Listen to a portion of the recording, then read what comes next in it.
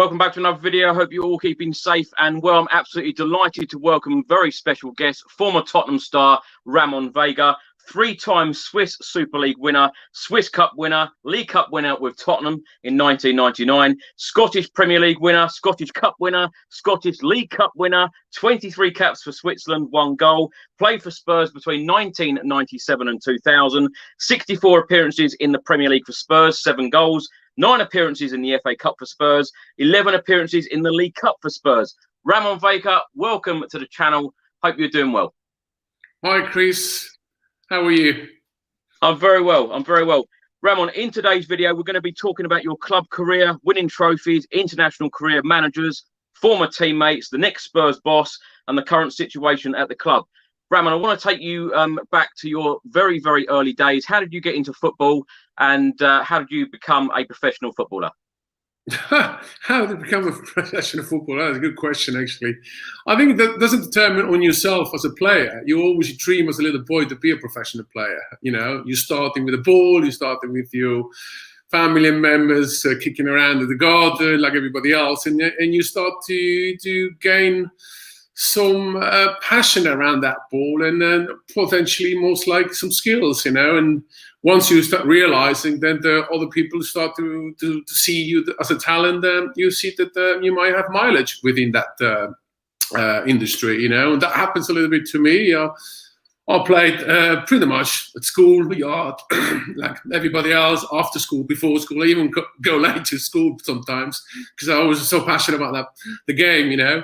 And sweaty and everything else. The teacher was angry with us, obviously, sometimes, you know. But that's the passion about football, you know. And I think from then on, I had a local team in Switzerland who picked me up. I was young, I would say around 9, 10 years old. I was there at the time. And that's it. You go into this whole formation as a team member. You're suddenly a team member, you're part of somebody, and that's nice. As a little boy, as a kid, it's always good to participate in a team sports, because that makes you feel you're part of something. Even if sometimes you're not playing or playing, doesn't matter, but you're part of a dressing room, and that feeling, it's beautiful as a youngster. And then from there on, I just improved. By 16 years old, Grasshopper is calling me, you know, and one of the big clubs in Switzerland, as you might know. I came from a very small little town in Switzerland. I would call it about 10,000 people maximum, you know. There were more cows than actually people, to be honest with you. But listen, calling the big club like Grasshopper Zurich was a huge honor. My parents were, you know, immigrants, Spanish immigrants, you know. They came very hard regime from Franco at that time, from Spain, well, escaped in a way, and came to Switzerland. I was lucky, was born in Switzerland, grew up there, and went to school there, you know. So we come from a humble background, and passion was always there. And football, my father was a huge Real Madrid supporter, so and played South kind of football, but on a kind of local and immigrants together and on that kind of things in Switzerland. And I just grew up in that environment. I think even today, if I look back, it has given me quite a lot of passion in life to continue and fight for something if you want something, you know. And yeah, I was very lucky to go through the ranks with the Grasshopper Zurich. That was my, I would say, very successful Swiss club. We won the leagues, we won the cup. We went also the first time in the Champions League. A very strong group with Real Madrid, Ajax, Ferencváros at the time, and it was a great experience. And from there on, I jumped into the Swiss national team. Ramon, in 1996, you then went to play in Serie A. How different was that from playing in the Swiss Super League? Oh, there's a huge gap. In those days, in the 90s, I would say the Serie A was, without a doubt, the best league in the world, you know, with the best players in the world. We're talking from Zidane, Batistuta, Ronaldo, talking now Brazilian Ronaldo at the time, Pepe Signori, Robbie Baccio, Boban, Savicevic, Maldini, you name it.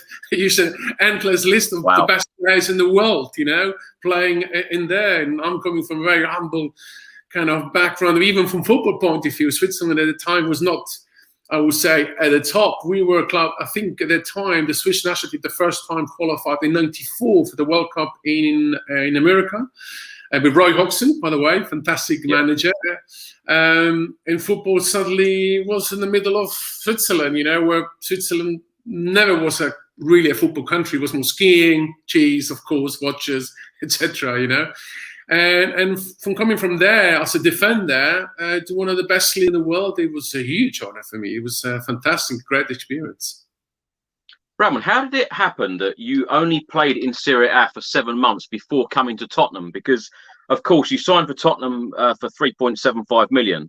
How did that come about so soon? Because you'd only been there for 7 months. Well, everything happened very, very fast. Prior to the Euro '96, I was still across up the Zurich. And yeah, there was some Bundesliga team like HSV Hamburg were interested with Felix Magath in those days and other Bundesliga clubs. But the manager at that time from Grasshopper said, you're going to play the Euro '96, and then suddenly the whole door will open. And happened, obviously. It was a risk because you never know what happens. You could potentially play bad and not have a good Euro '96 at the time. But I had a very good one with Switzerland, especially against England, the first game. And Jerry Francis at that time, Tottenham Hotspur already was knocking on the door with me, but the other clubs as well, like Leeds, Liverpool, and the Italian clubs as well at that time. But the '90s, the Serie A was the place to go, and for me, it was an honor to go to one of the best league in the world. And I chose at that time Cagliari as a club.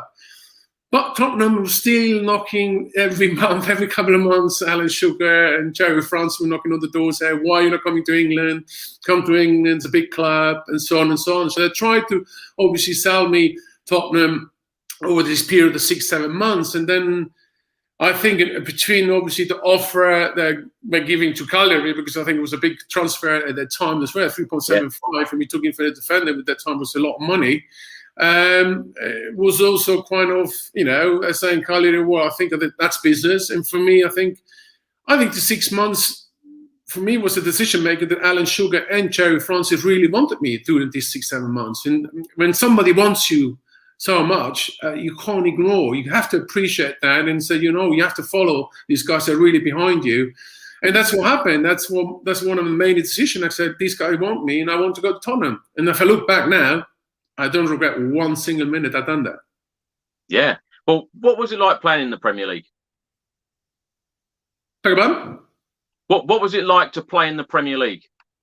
Well, listen, it was a big difference, to be honest with you. And coming from Serie A at the time to go to the Premier League, I think the Premier League at the time was really at the beginning of a new area.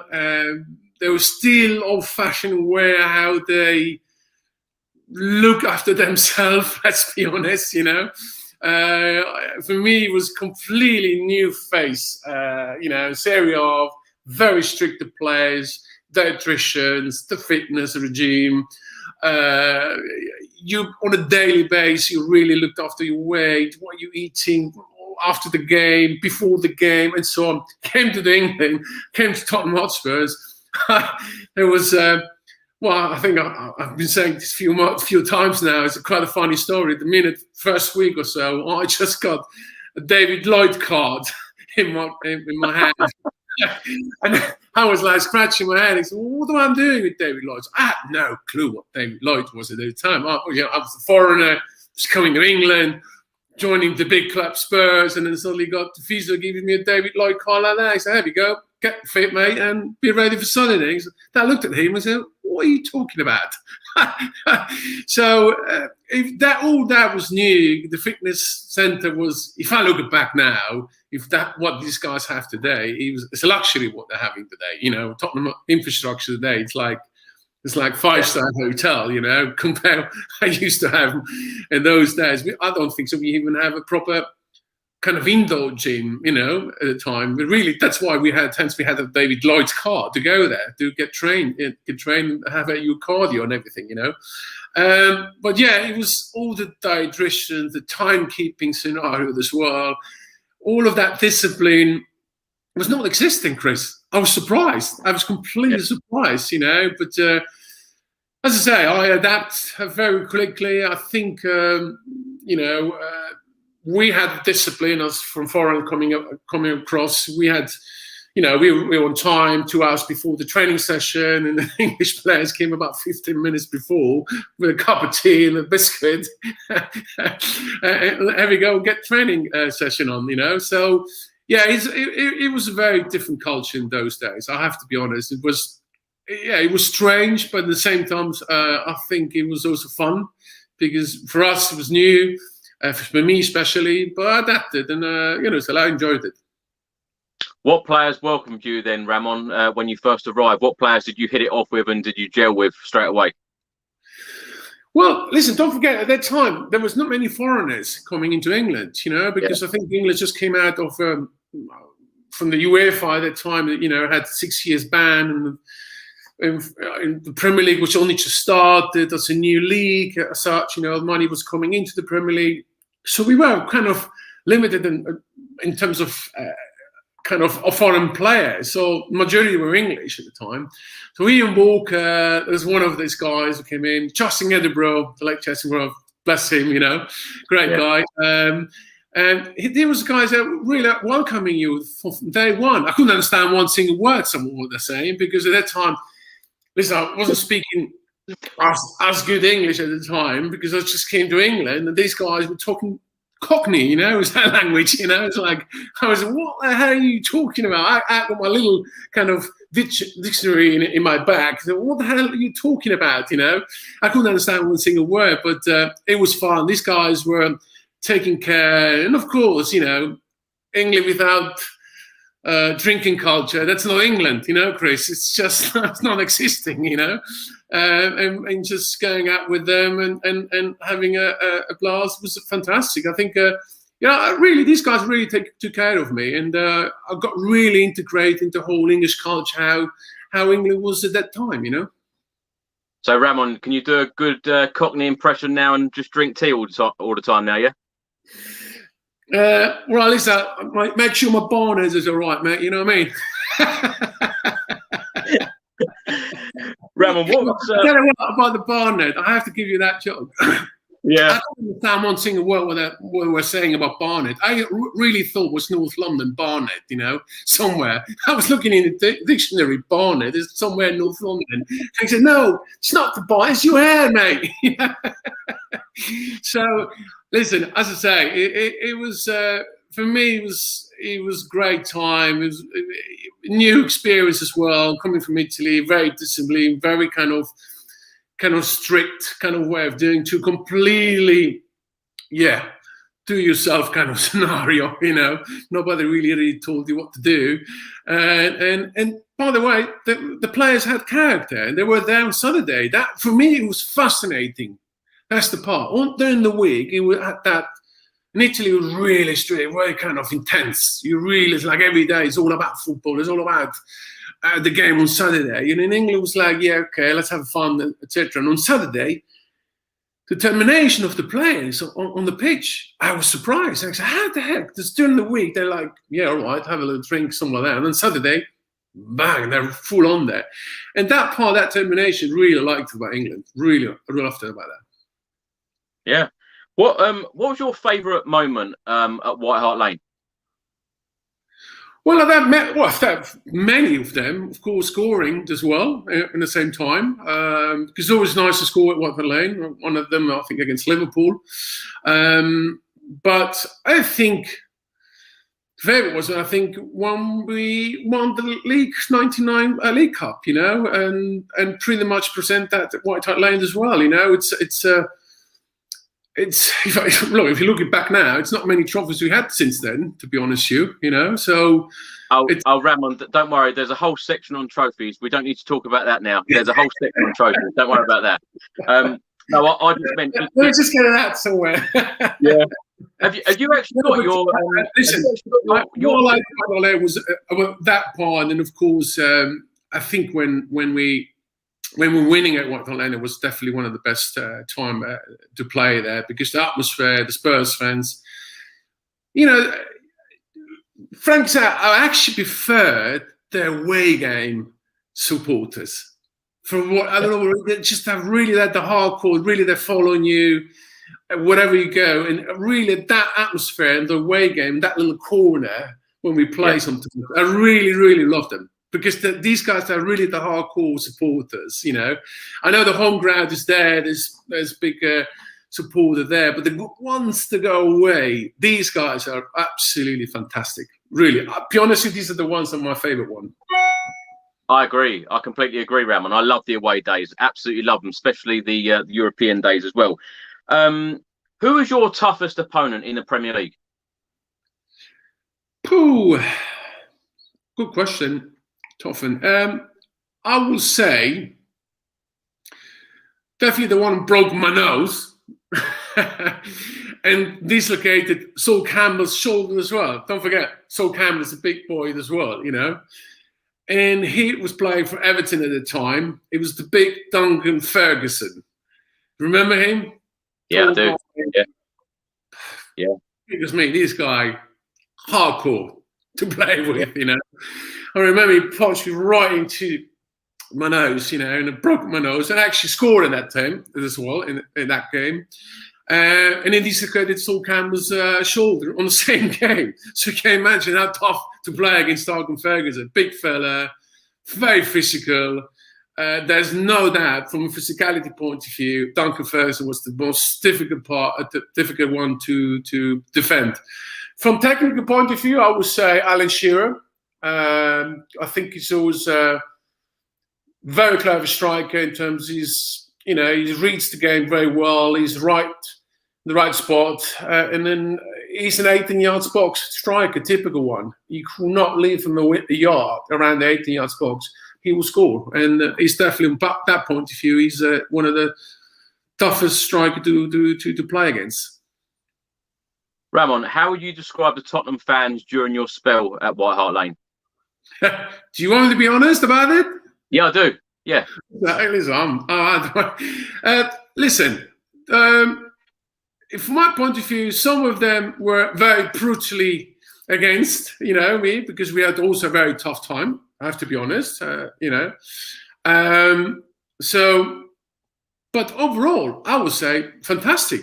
I can't complain. I'm not angry with people, you know, they say, oh, Ramon, you're this, you're that season. We are the players. We're representing the club. And at the same time, we're representing the fan. They're supporting us. You know, they wanted to be proud week in, week out. And we are the players. Has to make them proud, you know. So if we're not really performing well, they have the right to actually complain. But we know that the Tottenham Hotspur supporters, I think, without a doubt, in England, is one of the most demanding supporters I ever see, to be honest with you, you know. And from my point of view, I like it, but at the same time, I'm not angry at all if they really, you know, were against me or they say about me, whatever they want to say. I was very proud to play for Tottenham. And for that, from my point of view, I could not really even care what they were saying because I played for the club. I actually loved, and these guys were actually complaining. If they want to complain, that's great. I'm the player. Simple as that. Ramon, your Tottenham career though didn't get off to the finest starts, did it? Because getting a red card. Was it in your second game you got a red card? Yeah, Nottingham Forest, exactly, against Cooper. Yeah, I don't know why, because I never had red cards before, and I'm normally kind of very calm on the pitch and not really get wind up. But Cooper at that time, I think he was Nottingham Forest captain even. On every single corner free kick I was going forward, he was actually pulling my shirt every second. And I think after 60, 70 minutes, every time he was doing it, and I was just like, I had it. I was there. I was reaching it kind of, no, I can't do it. And then pretty much once he pulled the shirt like that, and I just turned around, whack him pretty much in a way. Not the nicest way to do it, but I think he was testing my patience at that time. I think, and that's the reason why I got red card. Didn't start the right way because, you know, I actually really, really enjoyed it from the beginning, playing for Tottenham at that time. And these completely broke me for three games, you know, and you know, it is what it is, you know. Ramon, talk us through your first Tottenham goal. Of course, Teddy Sheringham put the ball in. You headed in at Villa Park against Aston Villa. Well, yes, that's one of the free kicks on the side, Teddy Sheringham again. He saw me, I think, just running into that 18-yard box, and pretty much, just needed to get the header in and at Villa Park. Fantastic stadium, great memories. First Premier League goal, and also first for Tottenham as well. It was a great day, to be honest with you. I still remember the day. Now, of course, in December 2000, you went, left Spurs. You went on loan to Celtic, made 26 appearances in all competitions, scoring 4 goals, but you won 3 trophies there. Unbelievable. Yes, yeah, you're right, Chris. It's unbelievable. I wasn't expecting that, to be honest with you. After the League Cup final, we won with Tottenham at the time, broken ankle. Took me about a good 9 months to recover. At the time, I would say I'm not regretted. I played with a broken ankle, to be honest, in the final. I still have the trophy. It's beautiful to look at it, Every time I talk about Tottenham, that trophy comes up, That's the beauty about it, But again, at the same time, I got some still memories from my broken ankle. Very painful day, I would say. But 9 months it took me to recover that. And after 9 months being away from football, quite a long time in professional player. So coming back wasn't best time to play for Spurs at the time. And then Celtic, Martin O'Neill saw me that I have a potential to be at Celtic Glasgow. And for me, it was a fantastic time. It was the best thing that happened because it really gave me, again, confidence. Because obviously the confidence was very low. When you're 9 months, nearly 10 months out of the game, you really are really low. Because you want to play. You don't want to be on in the physio every day. You want to be out on the pitch, And pretty much from Martin O'Neill's point of view, he really took me out of that kind of miserable kind of place I was potentially. And I came to Celtic, and wow, what an effect it was giving me. Because just on the first game straight away, I landed on Friday in Glasgow Airport, joined in the evening the team. No clue I'm going to play on Saturday, the first game. I was not expecting it. I'm not trained with them. I don't even have all the names. I didn't knew all the names of the Celtic players at that time. No, it comes up on Saturday, and then Saturday Martin O'Neill puts me on the list. I'm starting from the first minute. And I was like, whoa, I'm shocked. I was not even prepared, actually, to be honest with you. And then walking out at Celtic Park, I tell you what now, 60,000 unbelievable supporters, unbelievable. And I think that's what you're playing for as a player. You want, the crowd is behind you and you got that support. As a player, you get that 110% extra energy. And that has happened to me. And I scored straight away 2 goals in the first game. So my entrance to Celtic was unbelievable. I watched that clip, actually, recently of you scoring those 2 goals in your Celtic debut. And the first goal, I was thinking, what were you as a centre-back doing up there?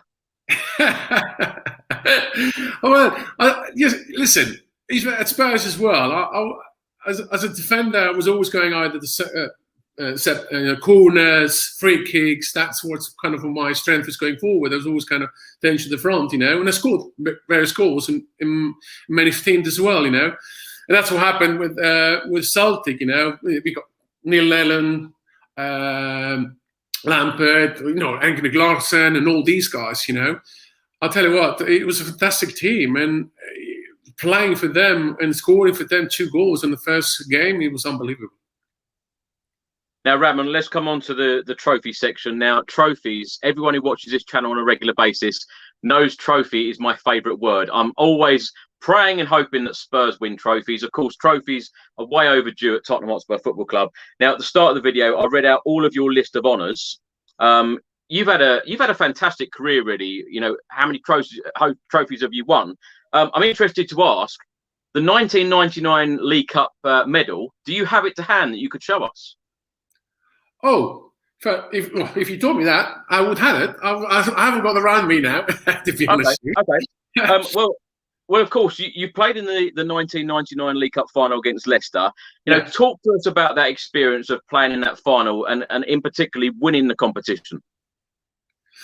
Well, I think it was first of all, I think that season we just came back from a very terrible season prior to that season, because remember, I think in the last game we went against Wimbledon and Klinsmann scored about 4 goals and saved us from relegation. It's, you know, it was a tough season at the time. So the following season, that time, with George Graham taking over, and it was good because for me personally, it was a fantastic manager, George Graham, because really he was the one. He took the back 4 from day one. He came in the dressing room. "Oi, you 4 guys. After training session, you stay behind. We're going to train the defense." And I tell you what, he helped us massively. Sol Campbell, Justin Edinburgh, Stephen Carr on the right, me in the centre. We were a unit. We really were a unit. We really started to get, we communicated well. We started to defend well. We understood each other. If somebody had a mistake, somebody can back up, All of that, what before was like kind of, everybody was individually, didn't understand each other and see what's happening. No, really was organized, disciplined back 4. And we had a fantastic run.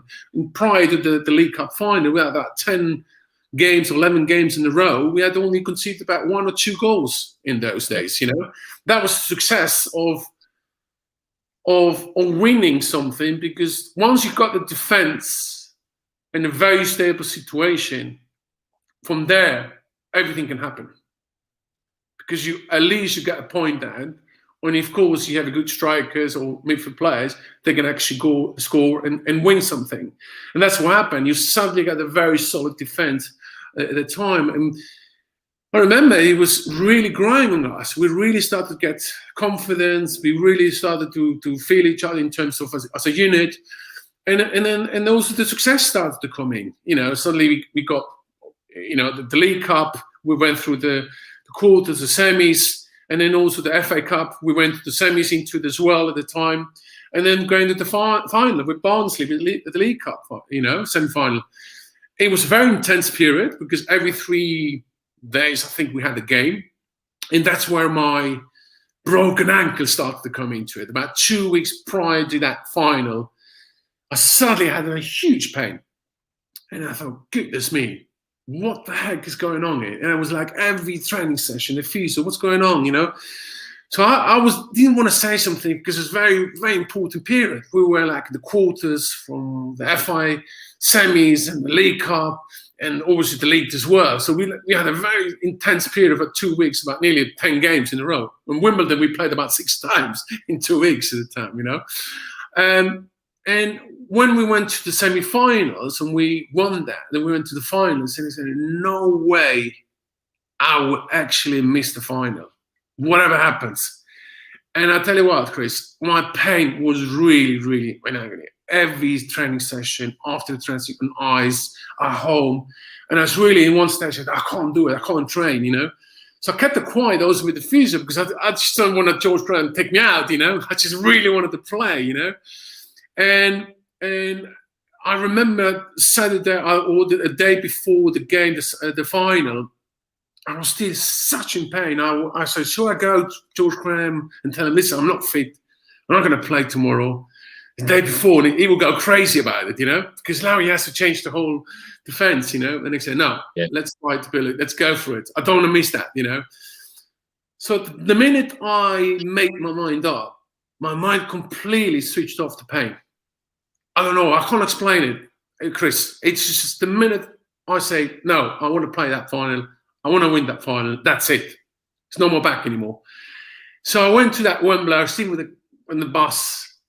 I couldn't feel anything at the time. Of course, I had a lot of painkillers. I'll tell you what, Chris, so many painkillers. Like Smarties. I was eating them, And I said, did any of your teammates know about this? Say again? Did any of your teammates know about it? Well, Stefan Fry was the only one who actually knew about it. And he was like, Ramon, now you have to bite the bullet. You have to go. He's really like the German. Jawohl, go for it, And he was like, encouraged me, go for it, And I was really in pain until then. And then on the game, before the game started, the dressing room, the nerves, all of that completely switched off my pain. It wasn't there. It just wasn't there. So I walk up that big tunnel at Wembley, at the old stadium, very long tunnel, beautiful. Still remember the day if I look back. And you see these 80,000 people, majority, obviously North London Tottenham Hotspur supporters, and it was fantastic. The whole pain didn't even come into my mind. It was just a game. And it took me a good at least 60 minutes until really the pain started to really come in through it, you know. And after 60 minutes, I said, wow, now it's really getting tough for me. And in one stage, I nearly said to George Greb, get me out, or, you know, and they said, no, and Stefan Freund, exactly Stefan Freund, now you stay now, indeed the last minute, you know, he was telling me, you do not go out now, stay into it. And I just really bit the bullet, to be honest with you. And lucky that Alan Nielsen, the last few minutes that time, scored. But prior to that, I still remember that tackle against Emil Heskey. And I was in that's exactly what I was going to ask you about. I still remember Emil Heskey really took over the big fella, Saul Campbell, kind of a big shoulders, and you know, and then Emil Heskey was going on his own, really just galloping on his own just to score. And I was like, no way, I'm not going to do this. I was galloping, sprinting as much as I could, go back and stretch to that tackle to get away from Emil Heskey. Lucky I'd already done it at that time, because otherwise I would be devastated today. We would potentially lose, no matter broken ankle, you name it, all of that, you know. And that effort, still looking back, it was the best thing ever happened to me and as an experience at Tottenham Hotspur. And I will never, be honest with you, I will do it again. If it happened again, I will do it again. Ramon, do you think that was your best ever game in a Spurs shirt? I would say one of them, yes. I would say one of them, because it was an important one. It's one thing for winning the trophies, you know. You know, there's the league games, there are the cup games. There are two different games sometimes, you know. The league has consistency in the league games. You really have to be consistent, you know. Yes, you might have one good, maybe one bad, you know, but the consistency is where it's in the league.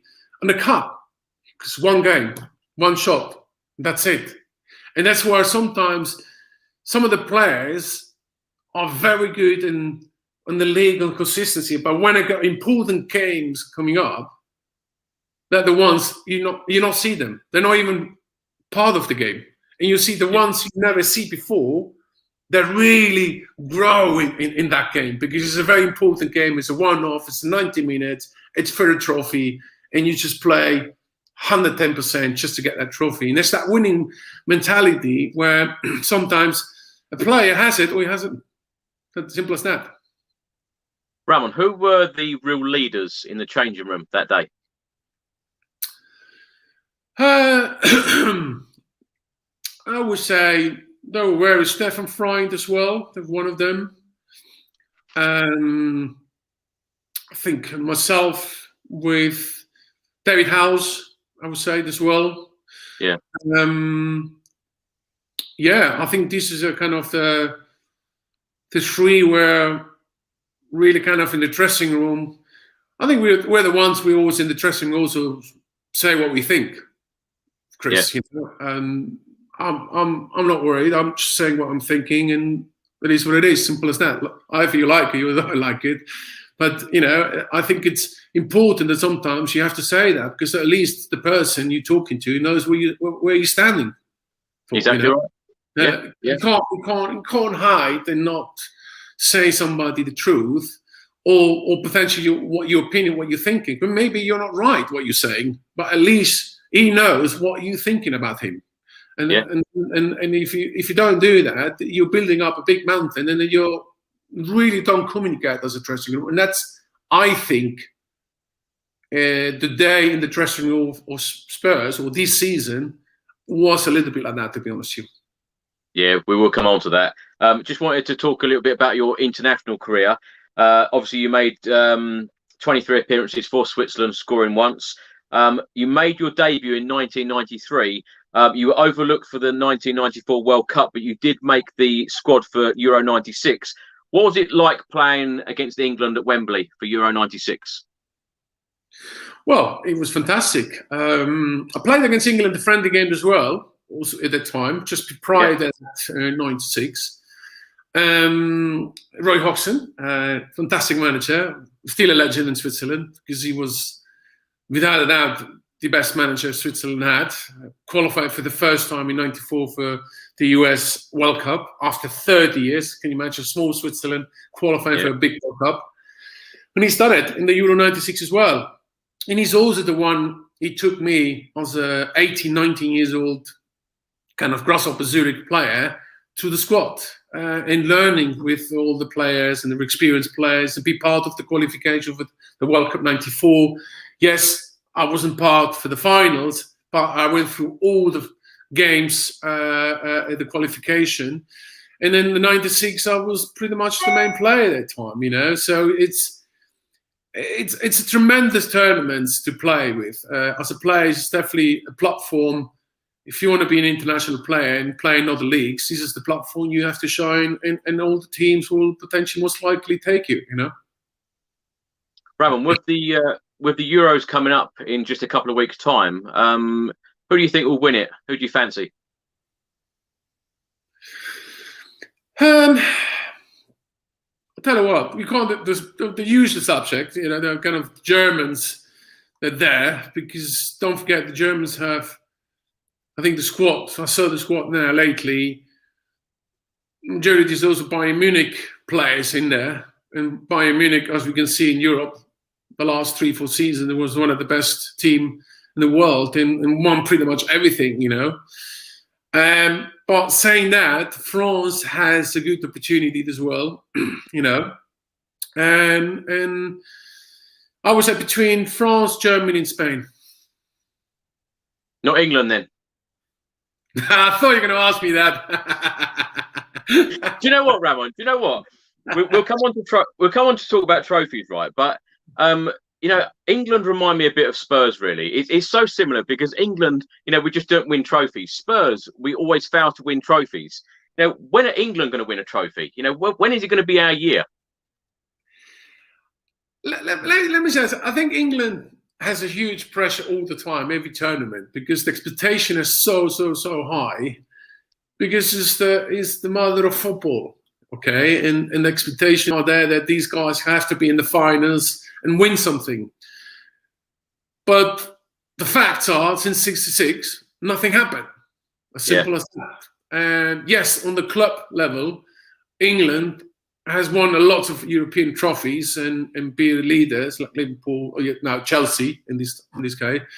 But as a national team, never really succeeded at the time. I think it's time now, and I think in the last 10 years, it has improved massively, because now some very cool quality English players are there. I would say world-class players, to be honest with you. But the thing is, you know, are they ready now mentally to do such a big step? You know, it's the unity of the dressing room makes a big difference to win such a trophy, you know. And if England, and I think they have a good chance because they really have quality players, obviously starting with our main striker, Harry Kane, you know, top strikers in Europe, you know. So, but he has a good support behind him with some quality players from other teams. I think the unity, if they really get confidence the first couple of games and they feel they're a unit and they can trust each other, England can really go all the way and potentially win. They've done it really closely in Russia. But I think it's that mentality when it comes up to win something, and that's the semis and the finals. This is where I hope the English players, their mindset are there to win something. See, I squeezed it out of you. We could win it. I squeezed it out of you. Ramon, let's talk about the permanent managers that you played under at Spurs: Gerry Francis, Christian Gross, and George Graham. Now, Gerry Francis brought you to Tottenham Hotspur Football Club. What was he like playing under him, and what was it like? You know, obviously when you come to Tottenham, you know, you said earlier that he was the man that kept asking you to come over. What was it like playing under Gerry Francis? Listen, Gerry Francis was a fantastic man, great gentleman, and he really, as I say, he was the one really wanted me from the Euro 96 already at Tottenham at the time. And and that's, I think it's around 6-7 months or something like that. He was there.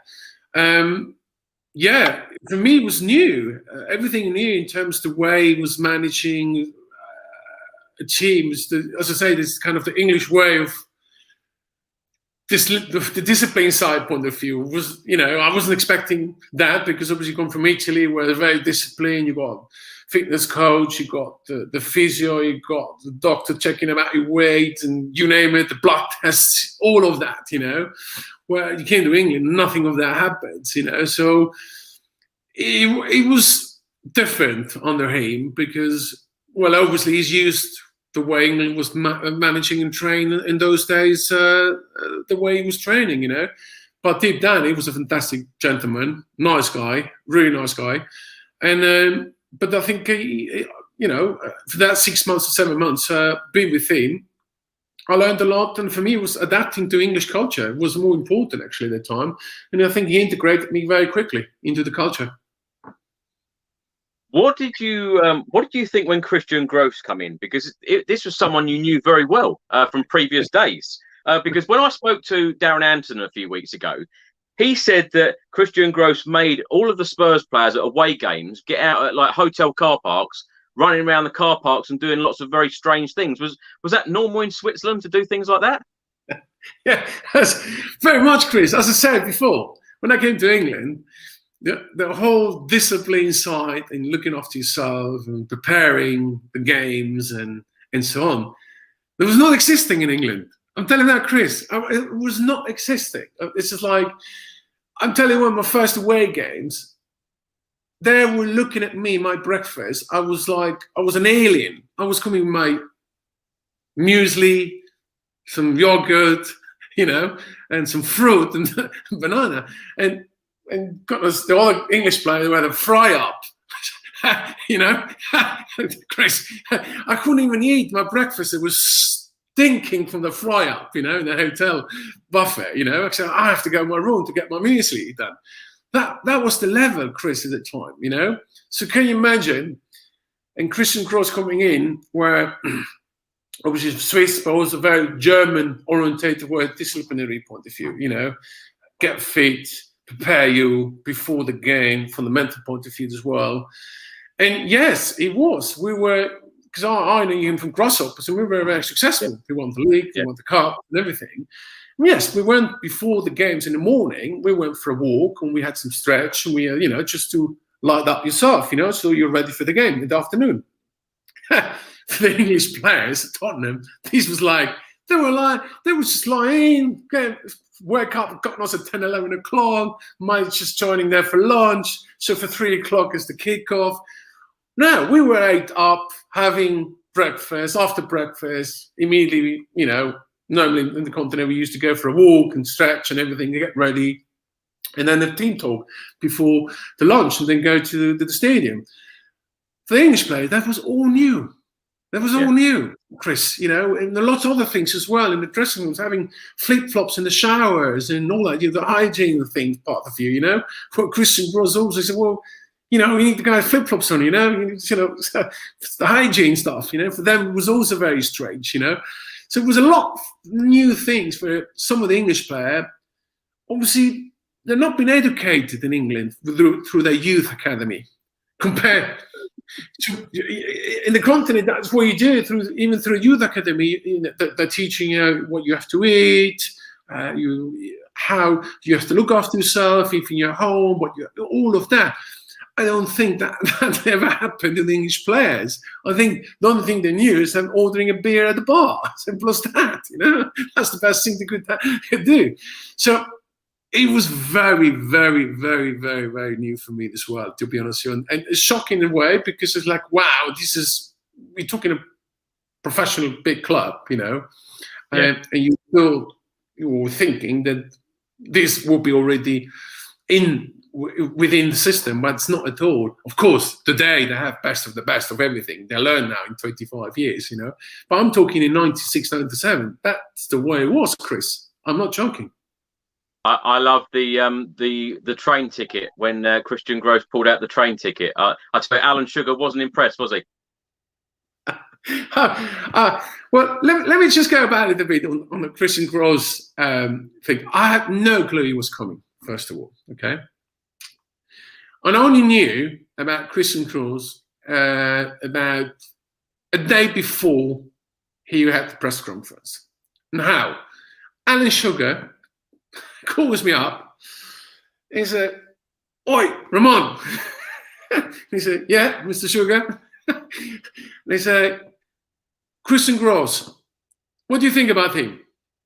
Well, yeah, I had him for 3-4 years at Grasshopper. I think he's very good, and in Switzerland he had a fantastic job. Well, that's your new manager tomorrow. So then I said to Alan, "What are you asking me for then?" What I thinking about it? You already signed them up. So I was like, wow, 8 o'clock evening, calls me up and asking me about what do you think about Christian Gross? And he already made a decision he's going to take him as a manager, So, yeah, I was shocked first that he came to Tottenham, to be honest with you. Yeah. And yeah, and also, I think the story with the Tube is the mentality and culture issue as well there. In Switzerland, is the understatement is very important. You're not showing how much you have, it's less is more, let's call it, okay? That's the way Swiss mentality is. And he wanted, I think, show that he's part of the supporters coming with the Tube, Seven Sisters, walking down, all of that. That's why he wanted to kind of a little bit give the impression to the supporters. But what he didn't know is that most of the car parks at White Hart Lane, well, Bentleys and Mercedes, and they're coming with the drivers. Some of the supporters, even the supporters as well. So he knew that, So I think it's more a culture of in this world that he really wanted to be part of the fan and kind of, I'm part of you guys. I'm walking to White Hart Lane through the Tube and etc. I think that's what I think potentially wanted to show to the supporters, but I didn't come across like that, to be honest with you. Ramon, what was it like when George Graham come to the club? Because, of course, he was a huge Arsenal legend. He'd won, all of those trophies at our North London rivals. What did the players feel? Because I know the fans, they weren't happy at the time. Well, of course, with the fans, how can they be happy? You got one of the rivals manager who won quite a lot of times against Tottenham. Coming to us and managing us. Of course they're not happy, but that's the only one that actually won the League Cup for Tottenham as well, So as a player, we don't really think like that in terms if he was kind of from the rivals. I think we only look at it as the quality. Is he good? Is he let us play as a player, and so on. And for me personally, George Graham was fantastic because, as I said before, he really took the back four, and we on a daily basis we really trained the back four just to defend, make sure we're a unit, and that really gives the kind of confidence to the whole team that you see you got back four well organised, that could defend whatever happens in front of us, And from there we succeeded. What we done in that League Cup as well, a final, and also the semi-finals of the FA Cup in that year. So George Graham has done very, very good job for Tottenham. Yeah. Ramon, former teammates. What former teammates do you keep in touch with now? Not many, to be honest, Stuart. Not as much, because each one has his own kind of business and dealings around the last 25 years. Don't forget, there's now over 20 plus years, So sometimes, Darren Anderton, he just mentioned, David Ginola sometimes as well. But not much, to be honest. Sometimes if I go to the games, I see them. Yeah, because I think each one goes his own way in his own life now. So it's not kind of many players I'm in touch on a daily basis. Yes, sometimes I play the Legends games, with Tottenham has this kind of Legends games. They call me up. And I like it because it's nice to get to all the old players again, and some of them are there. And it's always nice to be part of that, because it's, when you retire, football is gone, but you still love it. But, to be part with an old legends, it's always nice to be with them, You mentioned the Fryups earlier. I'm just baffled to know who were having those Fryups. I bet it wasn't David Ginola or Jurgen Klinsmann, was it? No, not at all whatsoever. I'll tell you that now, mate. I think there was more. I know the Fryup was more. Yeah, it was more the English kind of players. I'm not going to name now because no, we don't. But David Ginola, he loved his cigarettes, you know. He had this half-time having a fag, you know, really? coming in. Yeah, I'll tell you what, now. Sometimes he needed to hide, but he couldn't hide. He goes, something, the old White Hart Lane in the dressing room, you can't hide that. You even go into the toilet. The dressing was the front, the back was all the toilet. You could smell by miles that somebody was smoking there, and everybody knew it. So, David, get out. Finish your fag, come back to the dressing room, you know. We could smell he had a half-time fag. And he went down there. As I say, there were characters. But when he went out the second half, he's done his magic. Sometimes, you know, not always, sometimes, you know. And yeah, there were characters in the dressing room, and he was one of them, but just needed the fag at half-time. And what can you say, you know? He said, as long as he's performing it, have 20 fags, you know. Do whatever you want in a way, you know. That's the way he feels good. His stress relief is needed to have a fag half time, you know. But that's the way it was at the time. Ramon, the big question is that everyone wants to know now, and lots of comments have been coming in as well while we've been live. Of course, Tottenham sacked Mauricio Pochettino in November 2019.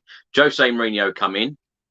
Trophies are way overdue, as I said. You know, we haven't won a League Cup trophy since 2008. So overdue trophies. Who is going to be the next Tottenham Hotspur manager? Who do you think is going to be?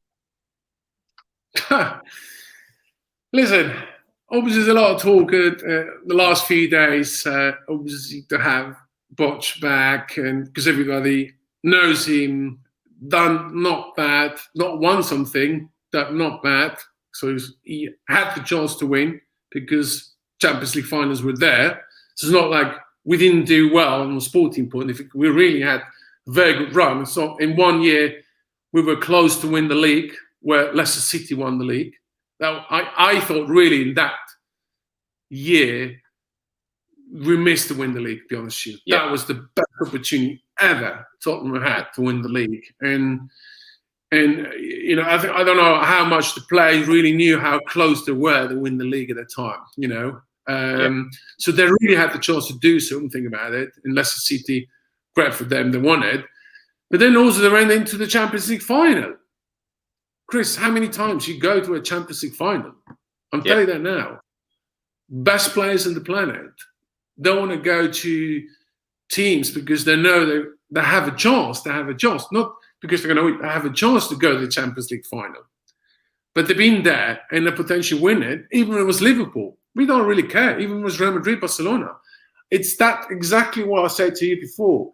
You can be potentially the whole year fantastic and top scorer, but on that game, you're not performing because that's the most important game of the year potentially. Everything else is useless. Simple as that. And they had the chance to do that. So if you're asking a question, yes, Poch, he will be good because he knows the club. He knows with who he's dealing with, because that's so important. But the question is, does he want to come back to such an environment now, with PSG potentially giving him a much better proposition in terms of funding for players? But don't forget now, Real Madrid is up there. Other clubs are there. It's now the next 1 or 2 months. Many managers are for free to grab, and lots of clubs looking for new managers. And the competition is very high for Tottenham. So I don't think Poch potentially might go to Tottenham. I'm sorry what to say, but if he has Real Madrid an option and potentially stay in Paris Saint-Germain, then there's no doubt he will go either to Real Madrid or stay in Paris Saint-Germain. I find it very, very difficult when it comes to Tottenham to believe that. I would like to, because it would be fantastic, because he doesn't have to really rethink too much. Of course, he had to rebuild quite a lot with them as the players, but I don't believe he's coming in. Ramon, if we go back to November 20, what is left behind?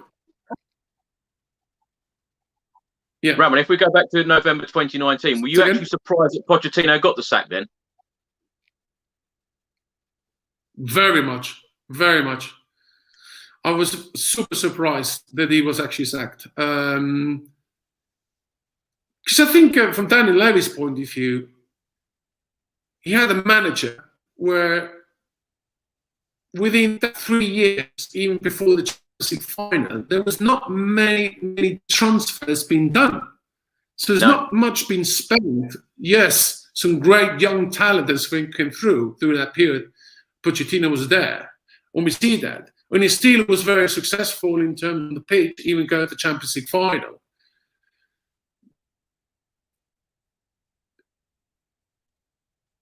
Hello? Hello, Ramon. I can hear you now. You there? Yeah, it was actually 518 days that Pochettino didn't spend a penny and still took us to the Champions League final. You there? Ramon, can you hear me? Ramon, can you hear me now? Well, that's what, yes, I can hear you. Chris, that's exactly what I was saying. Yeah. Yeah, I can hear you well, but not the picture. Can you hear me now? Yeah, I was saying 518 days he didn't spend a penny for. Yes, well, this is what I'm saying. That for me, I was very surprised. He had a manager where actually brought the team to very competitive levels without spending too much. Actually, none. You know, and produces some very good young talent players. Obviously, Harry Kane was growing through with him to a player where he is today. On all these guys, there's some very good young players coming through it, you know. But after the Champions League final, you could see if Poch was giving some funding in place and rebuild, because, and I think Tottenham Hotspur had made a mistake prior to the Champions League final that season, and after that, the rebuild was not started beforehand. Yeah. Because that's the problem they're having now. Yes, they've got Gareth Bale and all these guys this year, but this needed to happen about 2 years before that. Yeah. And yes, it was great, the Champions League final, and got a lot of money for Spurs and everything else, but the starting of the rebuild should have been done way much beforehand. And really now, the problem is with Tottenham, and of course you need to have a major rebuild, you know, and now you need to find a manager also who actually would like to do that from scratch, because it's not going to be an easy job for any manager coming into it now. Either a manager wants to come in, he wants to have a substantial funding if he wants to rebuild. Well, I will not believe with the year we had with the pandemic and everything else and the financial crisis, to be honest with you. So he has to come a manager who has the open-mindedness and the flexibility to play with youngsters, but also rebuild some good talented players who come around from Europe into Tottenham in the next 2 or 3 years. So not many managers out there who could potentially might even risk such a thing. Because coming to Tottenham, it's not an easy job. I'm telling you that now as a manager. No, I can see that as a fan. It's not going to be an easy job, and this summer is absolutely huge. Now, with channel sponsors William Hill, these are the latest betting offers, Ramon. Pick one out of these names who you would like to see manage Spurs, because Mauricio Pochettino is favourite. Then you've got Antonio Conte, Eric Ten Hag, Roberto Martinez, Graham Potter, Brendan Rodgers, and Eddie Howe. Those are the 7 favourites on the list. Any of those take your fancy? All of them have their quality, but all of them have their different desires. Let's call it that, you know. As I say, it's the profile Tottenham wants to apply, you know, and what kind of level of investments they want to do in the next 2 to 3 years, you know, and which one will accept it. Now, the one, if I look at it in terms of on the lower end, not too much investments, then you would go potentially on the English manager like the Eddie Howe and all these guys. They might accept it because they they worked in such an environment in a smaller club, like Bournemouth, Brendan Rodgers, without a doubt, I like him because from the tactical point of view, knowledge, experience he had. But would he leave now Leicester City? I doubt that, because I think he's done a fantastic, tremendous job there already. He has to rebuild. Conte, he leaves Inter because Inter didn't give him the money because they don't have the money anymore. So you're not going to come to another club where also limited, potentially, giving the budget. So he might go, again, the competition is there. So all the big clubs around Madrid are there looking for new managers as well, So I would like to have Conte, to be honest with you, some character point of view, because he will bring some mentality within the team and will bring some players with mentality within the team. That is needed in that club, But I don't see that coming, unfortunately. Poch, again, coming back, it would be great if he would come, but I don't see him coming back, to be honest with you. So the only thing is left here, I think anyone who's been in that list coming to the club. Do you know what, Ramon? All of us fans at the moment are finding these lists and these links with managers very underwhelming. And this is a huge appointment for Tottenham and Daniel Levy, isn't it? Enormous. It's crucial. It's crucial. You thought last year with Mourinho, everybody's jumping up and down. You got the manager, at least the manager by fact, because he had a tremendous track record, whatever he was, Yeah. And you thought it's going to be the winning formula for Tottenham. Didn't happen at all. Now, the pressure is very high here now to appoint a manager where rebuilt and also at the same time expects to be successful. You need to put yourself in your feet. Let's say you be the manager or you want to be a manager of Tottenham, and I'm asking you to come to Tottenham Hotspurs. Would you take that job? Well, this is the problem. When you go from Mauricio Pochettino, who achieved what he did, in his last 4 seasons, he got Champions League every season, took us to a Champions League final, didn't spend a penny in 518 days, then got sacked months later. You then bring in Jose Mourinho, you then get sacked 6 days before a League Cup final. As you say, all of these managers now, these potential managers, these candidates on the list, they're going to be very wary about taking this job, aren't they? Of course, they will look at all the angles. They will all see the track record with all the old managers. We took in Mourinho, Pochettino, how they've been treated during their time at Spurs. But I think as a manager, and I'm looking at that from the technical point of view, if I was looking at appointing a manager at Tottenham now, is he will ask me questions to Ramon. Well, first of all, how many players I have to get rid of? Yeah. And how many players I can get into it, and what's the budget of that? And that will determine how difficult this job is going to be. Because they will analyze the squad, and he said, well, yes, maybe half of that I can keep, and the other half, I might have to mix it with some youngsters coming through it and some adds on. Because you're not going to find overnight the players you want. It's just not happening like that. You can't go to Waitrose and take on the shelf and take the player and come to Spurs. That's not working like that, on a rebuild, and especially on the transfer, if you build on the club, you don't build in May, June, 2 months before. This starts a year beforehand, or even 2 years beforehand. You actually have a program in place. You add on, you get rid of, not rid of, that's not the right word to say, get rid of a player, but it's to get the players you don't really want it, or maybe too expensive for you, in that squad. But you need to manage that with the coach. So the sporting director point of view, it's very, very crucial here. This is the major job. He needs to put a very, very long-term program in place, how to select the players where, from value point of view, it doesn't cost too much, but adds value to the team as a technical point of view, but also for a revalue point of view. But then also, some of them are more expensive. They're there to do the job. So that communication from the sporting point of view, I don't see that really happen in the last 2-3 years with Spurs. It was more kind of ad hoc, and also no activity was going in the market because, as you're saying, it was not too much. As I said, Poch was not even in the market for such a long time. So that's the difficulty. A manager will come in, will find it a very difficult job there. Well, Ramon, do you find it weird that we don't have a director of football or a sporting director, as you call it?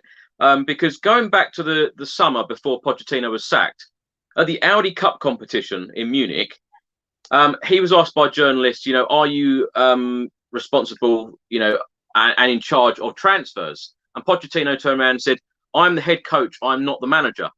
Do you think that Daniel Levy will give more control to the next appointment, to the next person that manages Tottenham Hotspur Football Club? Will things be different, in your opinion? Well, he has to think like that.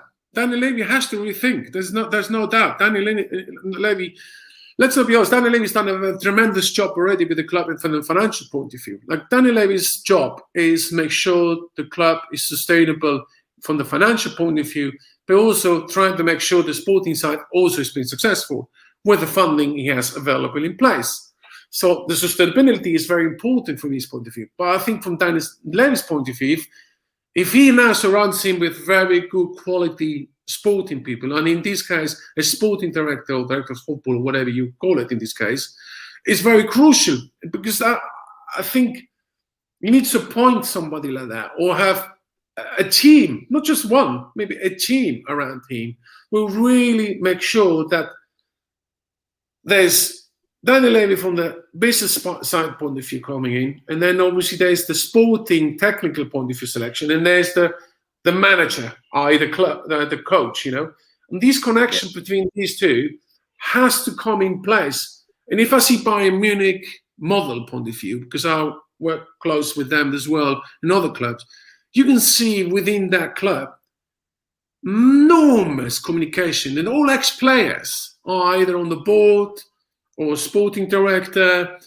and there's only the CEO who is actually a non-football kind of person, But the rest are all football ex-players, and you can see they know the club, they know the DNA of the club, they know what is needed, but they also have the network outside.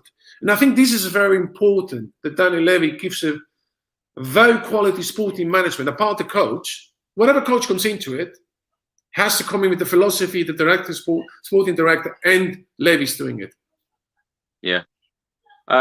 Couple more questions for you, Ramon, if you don't mind. Harry Kane. If you're Harry Kane, do you stay or leave? Say again? If you're Harry Kane right now, are you staying or are you leaving? Well, he has a contract. Simple as that. So he has to stay. So if I was Harry Kane, to be honest with you, I think it's he has a contract, and I think if he doesn't see that anybody else is coming in and pay that price, what Daniel Levy definitely will ask for at this point, and it's not going to be easy, and not a lot of clubs will do that at this time. Maybe in a year's time, not now. He has to rethink very, very carefully now, because of the Euros coming up. And if he's doing a very good Euros with England, and he wins the Euros and he's a top scorer, no doubt the big clubs will come and pay the price then, because then he's worth it to do that. But if it's not happening, he has to think, well, I have to stay at Tottenham and show Tottenham that he actually is the best striker in the world and win something for Tottenham. And I think Daniel Levy, the manager who comes in, has to rebuild around him.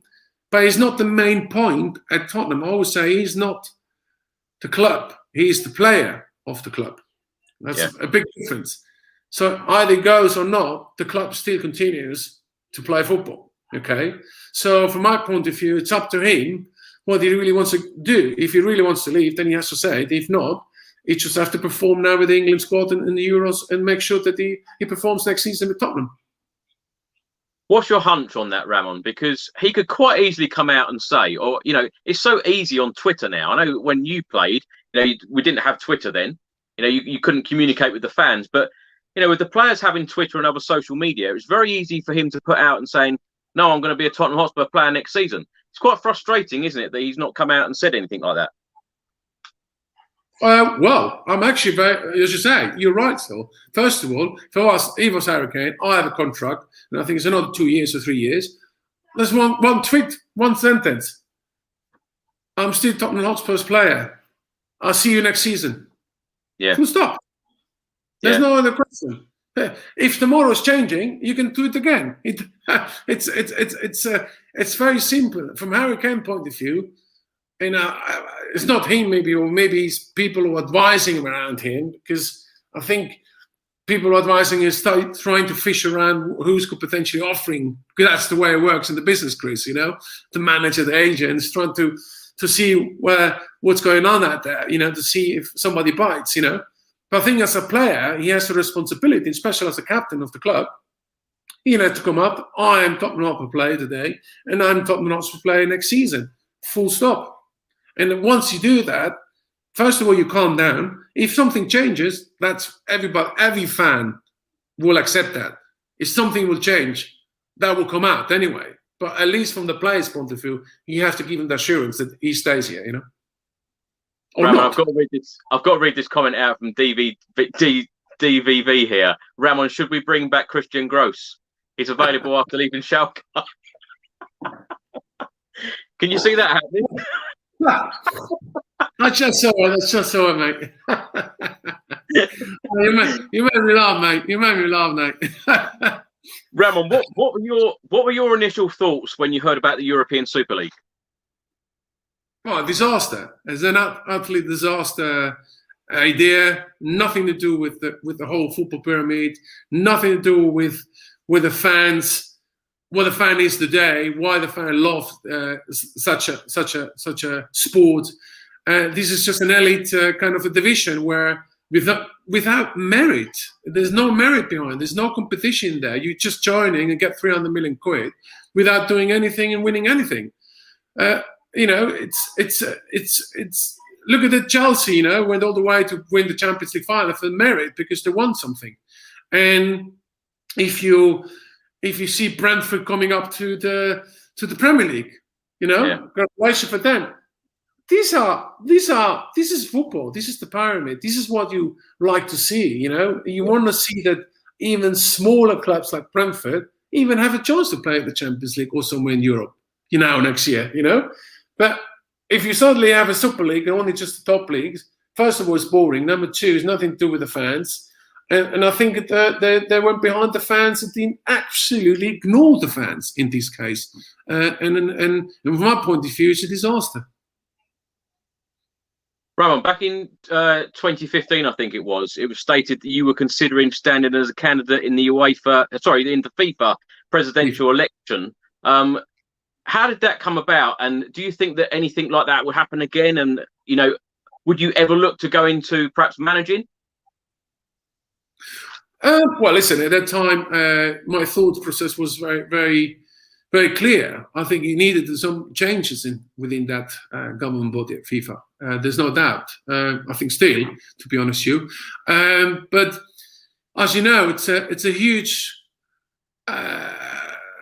challenge. We're talking 211 federations worldwide, and I took the challenge. I was not afraid of doing it because I knew what I wanted to do and what I like to do within going into that candidacy. And I think people like myself and other people out there who potentially want to be changing some of it in football, they're there. But the problem is, it's like a little cartel managed the whole place. So it's very difficult to even penetrate some of the organization. And I like to do that.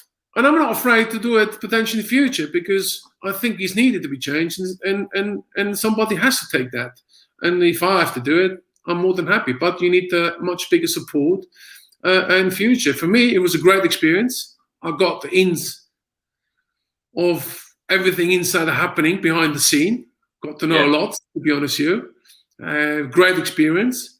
Got to know who's false and who is fake and who is truly to his moral way of thinking, let's call it, okay? But in the same time, I will never kind of, I would say, never say no. I think if the opportunity comes up again, there's no doubt. Did I want to be in football in terms of the executive level? Definitely, absolutely. I'm already kind of consulting quite a lot of few clubs and federation within on that, but maybe even part of an executive member within the club. Yeah. Yeah. Ramon, what are you up to now? Quite a few people have been asking me what you're up to now. Well, as I say, at the moment, I actually consulted quite a lot of football clubs around Europe, especially on the financial side point of view, because as you can manage, last 18 months, some of the clubs need desperate money. So I arrange some of the financing for them to pass through the very difficult periods they have, but not limited. I'm also advising on the technical side point of view. From the sporting director point of view, I do quite a lot of work advising them on the players, but also on the executive side point of view. So because that's one of the things I really like to do and go in the future, be in the club on one of the executive members, i.e. from the sporting director point of view or CEO. Ramon, just want to ask you, last question. Tottenham, of course, finished 7th in the Premier League. We have now got the place in the UEFA Europa Conference League. What are your thoughts on this new competition? Well, listen, I think the problem is wider than just what my thought is with this new competition. First of all, for Tottenham is fantastic. They're in Europe. So to be 7th and still be in Europe is fantastic. The competition, I think, is more likely built for the teams at the time 25 or 30 years ago. These are the ones who used to be in the Champions League. You know, the Anderlechts, the Red Star, Belgrade, the non. There were big teams in those days, even winning the Champions League. They disappear. I think this is one of the many of the issues within European football is that kind of pyramid is completely too elite.